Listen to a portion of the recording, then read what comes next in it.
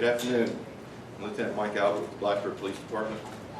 In addition to Chief Anthony Wilson of the Blacksburg Police Department and Montgomery County Commonwealth Attorney Mary Pettit, I'm joined today by Nicole, Lovell's youth pastor, Josh Blankenship, and Miss Tammy Weeks, Nicole's mother, who would like to read a statement on behalf of the family.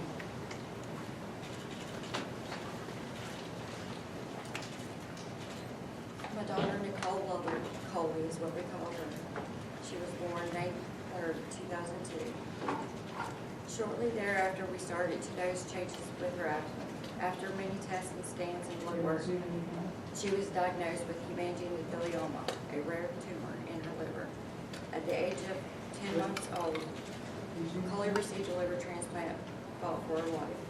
After the transplant, she was able to come home at the age of 1.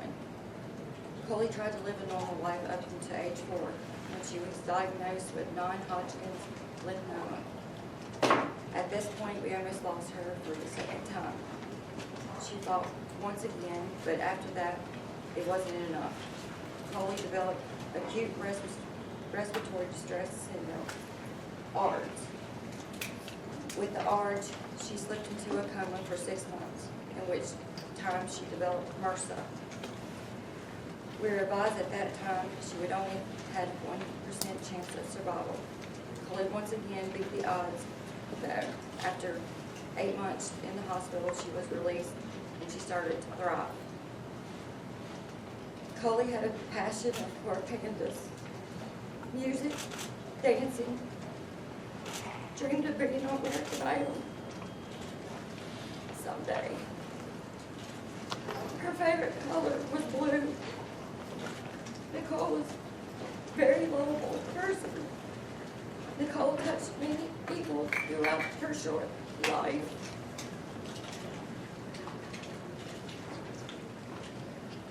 Yeah.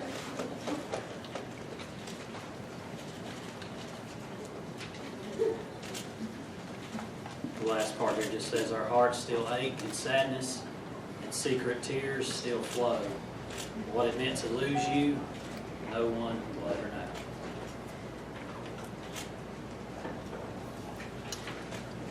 Thank you, Ms. Weeks, and to all the family members for coming this afternoon. This has been such an extremely painful and difficult time for you all. Please know that our department and so many in the community are keeping you in their constant thoughts and prayers.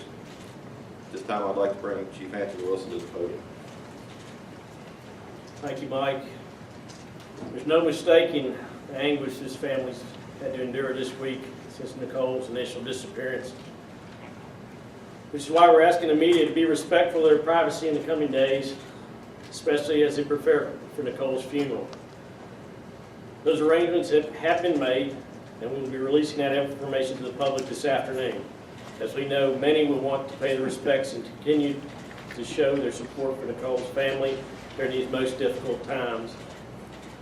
At the family's request, there are media restrictions regarding access and coverage of the various observance, which are detailed in the press release that will be disseminated following this press conference. We appreciate the media's compliance with those restrictions out of respect for this family. So in regards to the investigation, as you know, the Blacksburg Police have made 2 arrests. Local, state, and federal investigators assigned to the case continue to make progress with reconstructing the timeline of those 2 individuals' movements and activities leading up to Nicole's abduction and murder. Investigators continue to pursue the more than 400 leads generated from public tips in this intense investigative process. Our department, along with an impressive number of investigators from multiple agencies assigned to this case, are fully dedicated to seeing justice is done for Nicole and her family. We will maintain that vigilance in the coming days, weeks, months, as we go from investigation to prosecution. On a personal note, as we're not alone as a community in our suffering through horrific events, we will not let this violence define us. This is still the place of anywhere else on this earth that I would live, that I would raise a family, and that I would send my children to college.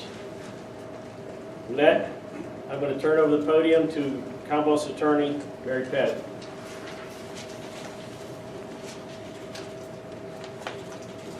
Mary Pettit. I'm the Commonwealth's Attorney for Montgomery County. I have a short statement to make to you today, and we will not be taking any questions following the statement. There's been speculation in social media about why these cases are in the Juvenile and Domestic Relations Court. All preliminary proceedings in which the victim of physical violence is a minor are required by statute in Virginia to begin in Juvenile and Domestic Relations Court. After the preliminary hearing, the cases will proceed to a grand jury and then to the circuit court for trial. All court proceedings in which the defendant is an adult are open to the public unless closed by a judge. A very preliminary determination of the cause of death is stabbing. Certain portions of an autopsy, such as laboratory results, take time. Receipt of a formal report is not anticipated until just prior to the preliminary hearing. David Eisenhower, 18, of Columbia, Maryland, and of Blacksburg, Virginia, was previously charged with first-degree murder in the death of Nicole Lovell. The offense date on his warrant was incorrectly listed as January the 30th. That will be amended in court to read on or about January 27th, which is the same day that Nicole went missing. Natalie Keepers, 19, of Laurel, Maryland, and Blacksburg, Virginia, will be charged today with being an accessory before the fact to the first-degree murder of Nicole Lovell. That charge carries a term of from 20 years to life in prison. In addition, she remains charged with concealing a dead body, a felony carrying a maximum term of 10 years, and with being an accessory after the fact, a misdemeanor carrying a maximum term of 12 months in jail. I appreciate the desire of the media and of the public for details in this case. However, my responsibility to Nicole Lovell and to this community is to maintain the integrity of this case for court and to seek justice inside of a courtroom. I will not jeopardize the many hours of work that these officers have done for Nicole. Therefore, I will not be releasing any additional factual information outside of the courtroom. Should you have a procedural question, please email me and I will be happy to try to respond to it. A written copy of the statement will be available after we conclude. Thank you.